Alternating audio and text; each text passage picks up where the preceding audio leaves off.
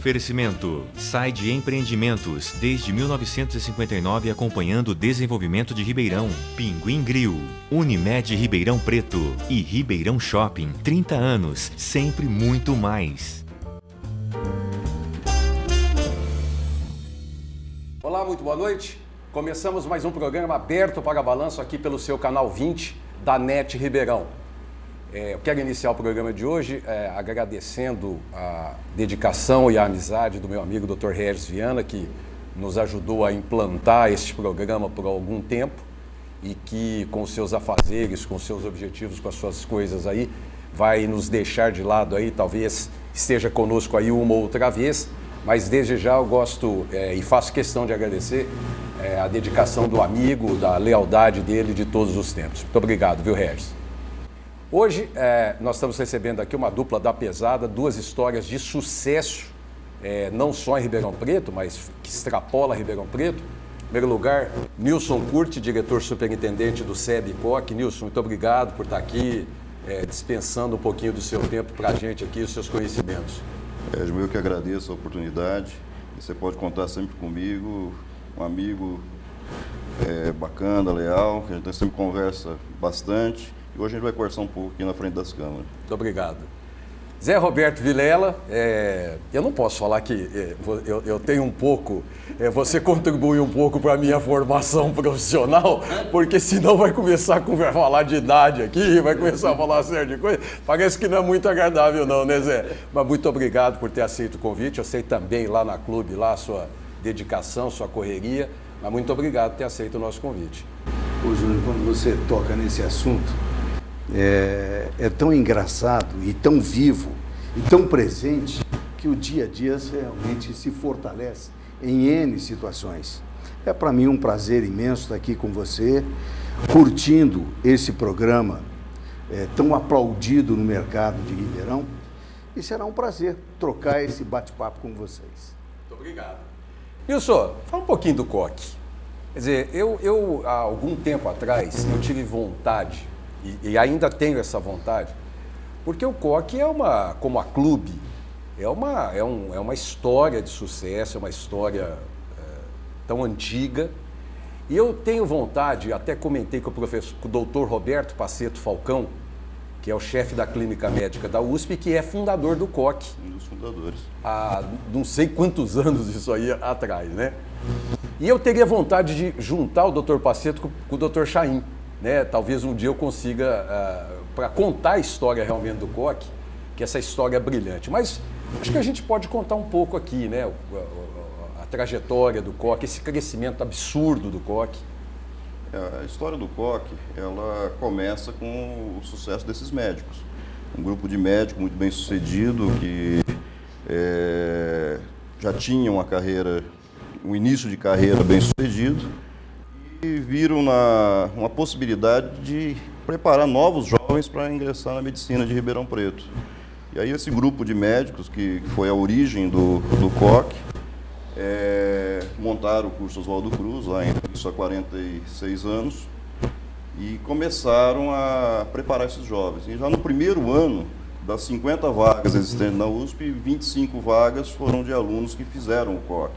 E aí dali para frente foi só sucesso atrás de sucesso. Então a história do COC começa com esse grupo de médicos. E esse encontro com o Dr. Chaim, com essa geração de administração do COC, isso acontece sempre. Quando nós inauguramos a Coclândia, que era um projeto de cidadania, nós conseguimos reunir todos os fundadores do COC, dedicamos cada rua com o nome desses fundadores. Que bacana. Então foi um encontro, foi o primeiro grande encontro dessa administração com os fundadores. E isso já faz mais de 15 anos. E essa convivência agora ela é quase que anual, sempre que tem uma oportunidade, algum evento especial, alguma coisa, esse encontro acontece. Então eu vou te convidar, na hora que tiver um próximo encontro que tiver esse pessoal, para a gente conversar um pouco. Vai ser uma honra muito grande. Há quanto tempo faz que vocês, ou o Dr. Chaim, assumiu essa nova gestão do COC, que ele pegou isso? Nós viemos para cá em 86, 87.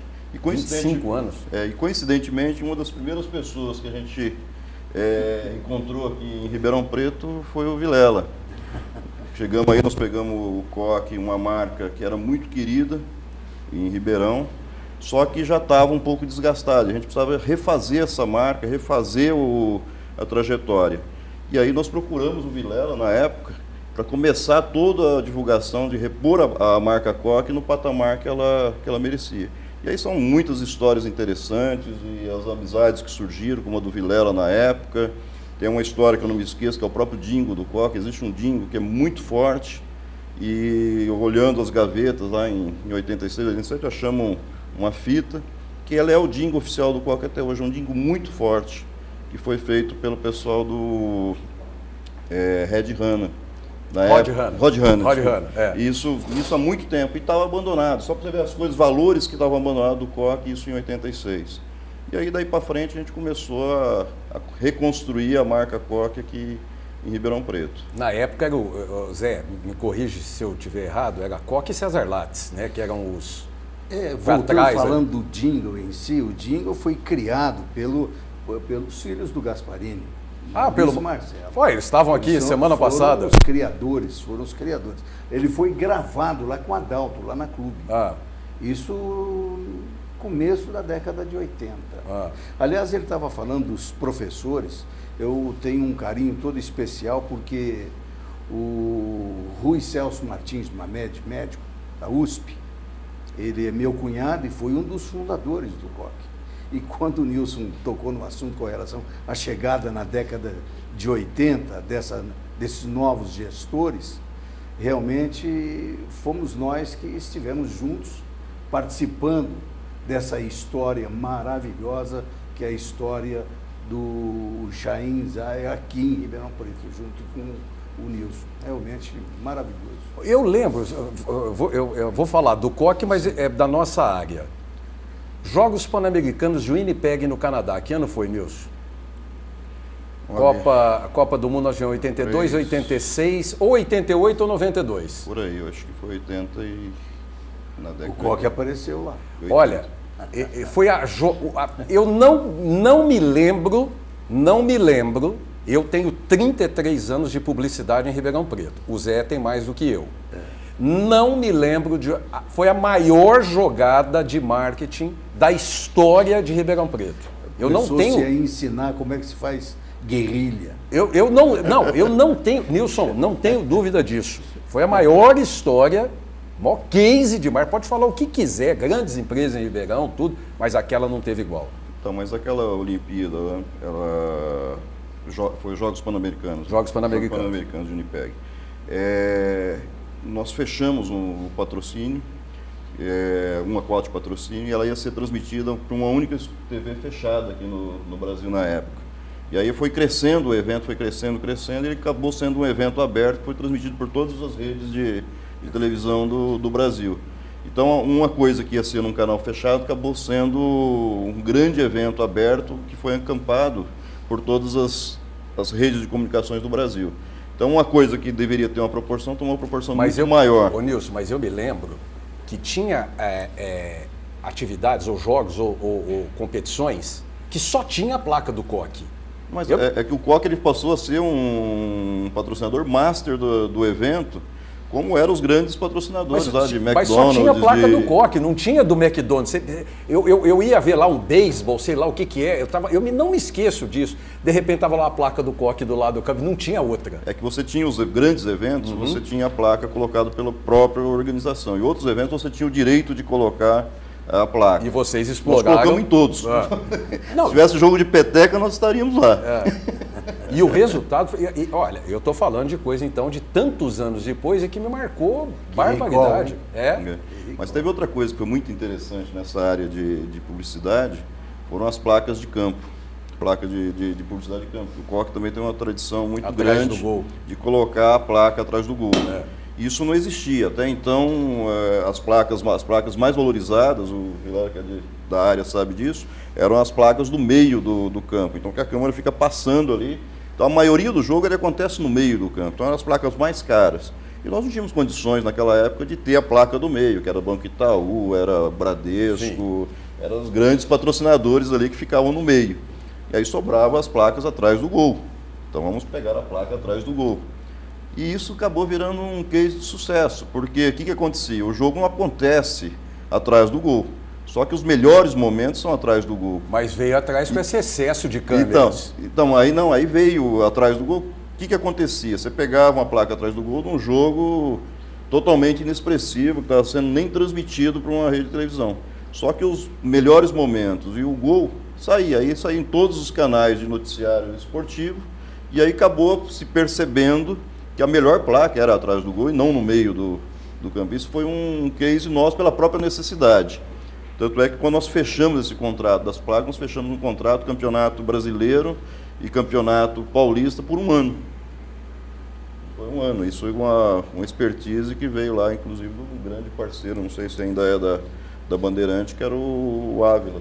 Ele vendia essas placas e a gente comprou as placas mais baratas que hoje são as placas mais caras Mas, Zé, isso que o Nilson está falando, esse sucesso, tem a ver com a quantidade de câmeras dentro do campo. Porque antigamente, você transmitia um jogo com 4 câmeras, antigamente. Hoje, com menos de 15 câmeras, 12 câmeras, você não transmite um jogo? Não, transmite. Tem quem transmite até hoje com 3 câmeras. Não. Hoje, quando você pega os grandes jogos, é 16 câmeras. Então, aí você vai ter o lance dentro Aliás, da área. O campeonato brasileiro em si, ele é trabalhado assim.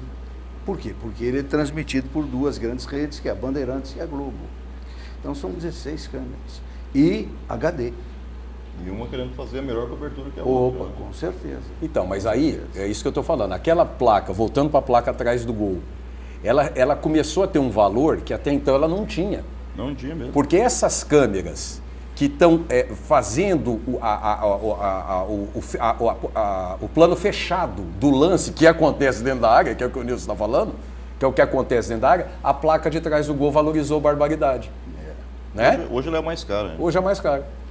Ô Zé, vamos falar da clube. Vamos lá. PRA7, Rua Barão do Amazonas, Ticiano Mazeto. Aí o Pisani apareceu. Como é que foi essa história?